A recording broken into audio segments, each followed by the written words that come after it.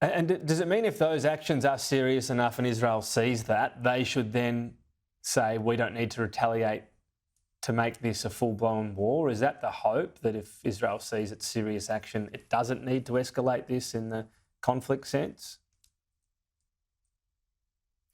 There are many things for Israel to weigh out of this.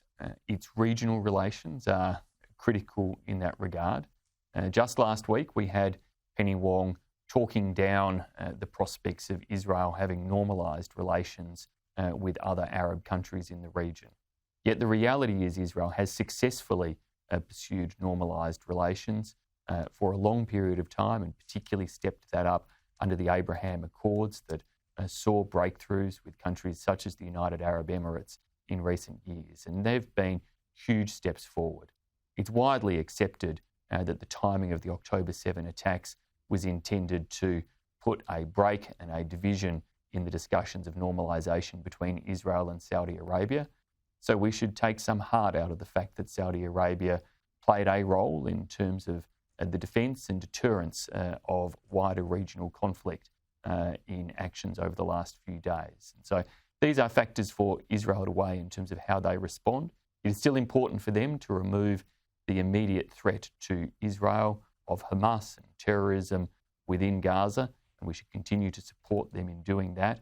We should also see a concerted global effort to have Iran's disruptive actions, have a response to Iran's disruptive actions, a strong response, one that does seek to ensure that Iran cannot continue, not just to threaten Israel, but to be such a sponsor of terrorism and disruption across the region, across the world, and indeed also through its support of Russia and its war against Ukraine. Nearly out of time. Just one final topic briefly on this. Ukraine is starting to seemingly strain under this pressure from Russia. Is the Australian government doing enough? And if not, what specifically would you like to see in terms of assistance? No, Tom, I don't believe the Albanese government has been doing enough. Australia has slipped from being the leading non-NATO contributor down that list in various ways as to how you measure it. We've missed opportunities in terms of making commitments for helicopters being retired by the Australian Army to be gifted potentially to Ukraine. There remain some opportunities for tanks potentially being retired by the Australian Army to be gifted. There needs to be stronger, faster support from Australia. We also need to see the package of support get through the US Congress.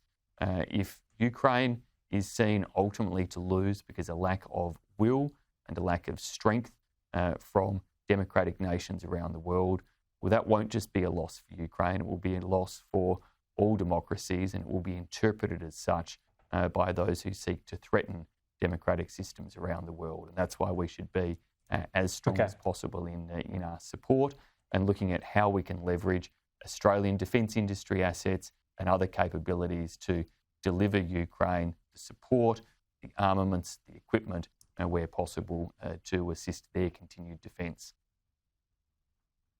Shadow Foreign Affairs Minister Simon Birmingham, thank you. Thank you, Tom. My pleasure.